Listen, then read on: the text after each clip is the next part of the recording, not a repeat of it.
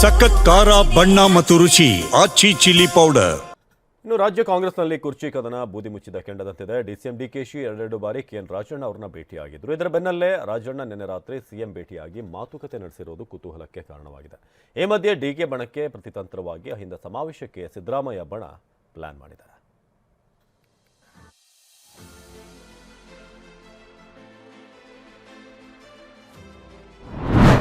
DK ಬಣದಿಂದ high command ಮಂತ್ರ, CM ಬಣದಿಂದ Ahinda ತಂತ್ರ.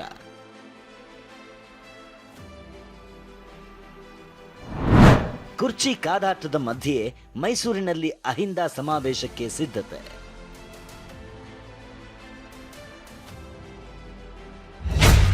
ತಂತ್ರಕ್ಕೆ ಪ್ರತಿತಂತ್ರ, ಅಸ್ತ್ರಕ್ಕೆ ಪ್ರತ್ಯಸ್ತ್ರ. ಒಪ್ಪಂದ, ಕೊಟ್ಟ ಮಾತಿನ ಬಾಣ ಬಿಟ್ಟು ಹೈಕಮಾಂಡ್ ಮಧ್ಯಪ್ರವೇಶಕ್ಕೆ ಡಿಕೆ ಬಣ ಪಟ್ಟು ಹಿಡಿದು ಕೂತಿದೆ.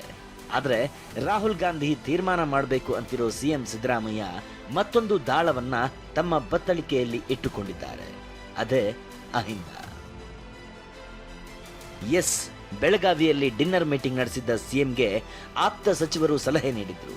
ಮುಖ್ಯಮಂತ್ರಿ ಹುದ್ದೆ ಬಿಟ್ಟುಕೊಡ್ಬೇಡಿ ಅಂದಿದ್ರು. ಇದರಿಂದ ಮತಗಳು ದೂರವಾಗ್ತವೆ, ಇದನ್ನೇ ಹೈಕಮಾಂಡ್ಗೆ ಮನವರಿಕೆ ಮಾಡಿ ಅಂದಿದ್ರು. ಪತ್ರ ಚಳವಳಿ ಮಾಡೋ ಬಗ್ಗೆಯೂ ಚರ್ಚೆ ನಡೆಸಿದ್ರು. ಅದರಂತೆಯೇ ಸಿಎಂ ಆಪ್ತ ಬಣದ ನಾಯಕ ಕೆಎನ್ ರಾಜಣ್ಣ ರಾಹುಲ್ ಗಾಂಧಿಗೆ ಪತ್ರ ಬರೆದಿದ್ದಾರೆ. ಪತ್ರದಲ್ಲಿ ಸಿದ್ದರಾಮಯ್ಯರನ್ನ ಹಾಡಿ ಹೊಗಳಿದ್ದು ಅಹಿಂದ ಅಸ್ತ್ರ ಹೂಡಿದ್ದಾರೆ. ಗೌರವಾನ್ವಿತ ರಾಹುಲ್ ಗಾಂಧಿ ಅವರೇ, 2013 ಮತ್ತು 2023ರಲ್ಲಿ ಅಹಿಂದ ನಾಯಕ ಸಿದ್ದರಾಮಯ್ಯ ಅವರ ನೇತೃತ್ವದಲ್ಲಿ ಕಾಂಗ್ರೆಸ್ ಅಧಿಕಾರಕ್ಕೆ ಬಂದಿದೆ. ಸಿದ್ದರಾಮಯ್ಯ ಅವರು ಎಲ್ಲ ಸಮುದಾಯಗಳ ಬಡವರು, ಶೋಷಿತರಿಗೆ ನ್ಯಾಯ ಒದಗಿಸಲು ವಿಶ್ರಾಂತಿ ಇಲ್ಲದೆ ಶ್ರಮಿಸಿದ್ದಾರೆ.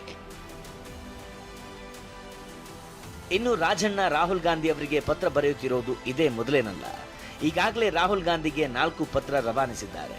ಈ ಬಗ್ಗೆ ಮಾತನಾಡ್ತಿರೋ ನಾಯಕರು ಸ್ಪಷ್ಟನೆ ಕೊಡಬೇಕಿತ್ತು, ಕೊಡ್ತಿದ್ದಾರೆ ಅಂತಿದ್ದಾರೆ. ನಾವು ಕೂಡ ಹೇಳಿದ್ರಲ್ಲ, ಅವ್ರು ಡೆಲ್ಲಿಗೆ ಹೋಗಬೇಕು, ಹೈಕಮಾಂಡ್ ಭೇಟಿಯಾಗಿ ಮನವೊಲಿಕೆ ಮಾಡಬೇಕು, ನಿಮ್ಮ ಜಸ್ಟಿಫೈ ಅನ್ನೋದು ನಾವು ಕೂಡ ಒಂದು ತಕ್ಷಣ ಹೇಳಿದ್ವಿ. ಅದನ್ನೀಗ ಅವ್ರ ಪತ್ರ ಮುಖಾಂತರ ಮಾಡಿರ್ಬೋದು. ಅವರು ಅವರ ಪ್ರತಿಪಾದನೆಗಳು ಮಾಡ್ತಕ್ಕಂಥದ್ದು ಅವ್ರಿಗೆ ಸೇರಿದಂಥ ವಿಚಾರ. ಸೊ ಹಾಗಾಗಿ ಅದ್ರ ಬಗ್ಗೆ ನಾನು ಹೇಳಲಿಕ್ಕೆ ಸಾಧ್ಯ ಇಲ್ಲ. ರಾಜಣ್ಣ ಅವರು ಅವರ ಅನಿಸಿಕೆಗಳನ್ನ ಹೇಳಿದ್ದಾರೆ. ಪ್ರಜಾಪ್ರಭುತ್ವದೆಲ್ಲ ನಡೆಯುತ್ತೆ, ಫ್ರೀಡಮ್ ಆಫ್ ಸ್ಪೀಚ್. ಈ ನಡುವೆ ಹಾವು ಮುಂಗುಸಿ ಅಂತಿದ್ದ ಡಿಕೆ ಹಾಗೂ ರಾಜಣ್ಣ ಪರಸ್ಪರ ಭೇಟಿ ಮಾಡಿರೋದು ಕುತೂಹಲ ಮೂಡಿಸಿತ್ತು. ಈ ಭೇಟಿ ವೇಳೆಯೂ ರಾಜಣ್ಣ ಡಿಕೆ ಶಿವಕುಮಾರ್ಗೆ ಸ್ಪಷ್ಟ ಸಂದೇಶ ರವಾನಿಸಿದ್ದಾರೆ. ನಾನು ಈಗಲೂ ಸಿದ್ದರಾಮಯ್ಯ ಪರ, ನಿಲುವು ಬದಲಾಗಲ್ಲ ಅಂತ ಗಡ್ಡಿ ಮುರಿದಂತೆ ಹೇಳಿದ್ದಾರೆ. ಈ ನಡುವೆ ಸಿದ್ದರಾಮಯ್ಯ ತವರು ಜಿಲ್ಲೆ ಮೈಸೂರಿನಲ್ಲಿ ಅಹಿಂದ ಸಮಾವೇಶಕ್ಕೆ ಸಿದ್ಧತೆ ಮಾಡಿಕೊಳ್ಳಲಾಗ್ತಿದೆ.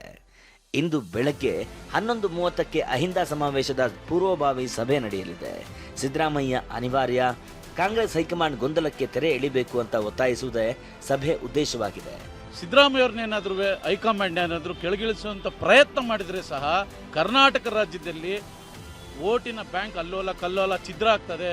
ವ್ಯತಿರಿಕ್ತ ಬಂದ್ರೆ ಅದೇನಾಗ್ತದೆ, ಆಟೋಮೆಟಿಕ್ ಆಗಿ ಈ ಸಮುದಾಯಗಳು ಡಿಸ್ಟರ್ಬ್ ಆಗ್ತವೆ, ಹೋರಾಟ ಪ್ರಾರಂಭ ಆಗ್ತದೆ. ಅದರಲ್ಲೇನು ಎರಡು ಮಾತೇ ಇಲ್ಲ. ಈ ಎಲ್ಲ ಬೆಳವಣಿಗೆ ಮಧ್ಯೆ ಮಾಜಿ ಸಚಿವ ಕೆಎನ್ ರಾಜಣ್ಣ ಸಿಎಂ ಸಿದ್ದರಾಮಯ್ಯರನ್ನ ಭೇಟಿ ಮಾಡಿದ್ರು. ಕಾವೇರಿ ನಿವಾಸದಲ್ಲಿ ಸಿಎಂ ಭೇಟಿ ಮಾಡಿದ ರಾಜಣ್ಣ ಅಪೆಕ್ಸ್ ಬ್ಯಾಂಕ್ ಅಧ್ಯಕ್ಷರ ಚುನಾವಣೆ ಕುರಿತಂತೆ ಚರ್ಚೆ ನಡೆಸಿದ್ರು. ಇದೇ ವಿಚಾರವಾಗಿ ರಾಜಣ್ಣ ಡಿಸಿಎಂ ಡಿಕೆಯನ್ನ 2 ಬಾರಿ ಭೇಟಿ ಮಾಡಿ ಚರ್ಚಿಸಿದ್ರು.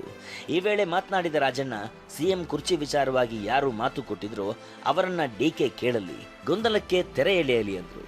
ಆದ್ರೆ ಇವ್ರು ಶಿವಕುಮಾರ್ ನನಗೆ ಮಾತು ಕೊಟ್ಟಿದ್ರು ಅಂತ ಹೇಳಿದ್ರೆ, ಯಾರು ಮಾತು ಕೊಟ್ಟಿದ್ರು ಅವರನ್ನ ಕೇಳಿ ಅವರಿಂದ ಈ ಒಂದು ಗೊಂದಲಕ್ಕೆ ತೆರೆ ಎಳೆಯುವಂಥದ್ದು ಆಗಬೇಕು. ಹೈಕಮಾಂಡ್ನವರು ಈ ಒಂದು ಗೊಂದಲಕ್ಕೆ ತೆರೆ ಎಳಿತಕ್ಕಂಥ ಅಗತ್ಯತೆ ಇದೆ. ಇಲ್ಲ ಅಂದ್ರೆ ಇದು ಈ ಗೊಂದಲ ಆಡಳಿತದ ಮೇಲೆ ದುಷ್ಪರಿಣಾಮ ಆಗುತ್ತೆ. ಈ ಮಧ್ಯೆ ಮಠಾಧೀಶರ ನಿಯೋಗವೊಂದು ಕಾವೇರಿ ನಿವಾಸದಲ್ಲಿ ಸಿಎಂ ಸಿದ್ದರಾಮಯ್ಯರನ್ನ ಭೇಟಿಯಾಗಿ ಚರ್ಚೆ ನಡೆಸಿ ತೆರಳಿರೋದು ಕುತೂಹಲ ಕೆರಳಿಸಿದೆ. ಒಂದು ಕಡೆ ಅಹಿಂದ ಸಚಿವ ಶಾಸಕರ ಬಲ, ಮತ್ತೊಂದು ಕಡೆ ಸಮುದಾಯದ ಮುಖಂಡರು ಅಭಿಮಾನಿಗಳ ಬಲ ಸಿಎಂಗಿದೆ. ಕುರ್ಚಿ ಬದಲಾವಣೆ ಕಿಚ್ಚು ಮತ್ತೆ ಜೋರಾಗಿ ಹೊತ್ತಿಕೊಂಡ್ರೆ ಅಹಿಂದ ಎಂಬ ತಣ್ಣೀರು ಸುರಿಯಲು ಸಿಎಂ ಟೀಮ್ ಸಜ್ಜಾಗಿ ನಿಂತಿದೆ. ಮೈಸೂರಿನಿಂದ ರಾಮ್ ಜೊತೆ ಪ್ರಸನ್ನ, ಟಿವಿ9 ಬೆಂಗಳೂರು.